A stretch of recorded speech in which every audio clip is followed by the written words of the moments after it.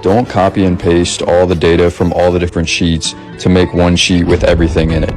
You want to use the VSTRACK function instead. It's going to make sure all the data is dynamic.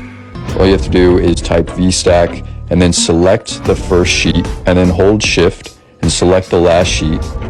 Then we need to select our data. So select the first column, control shift right and then down.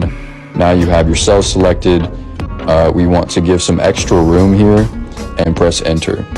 Now you have all of your data on one sheet, but the problem is we have these empty rows. So let's get rid of that.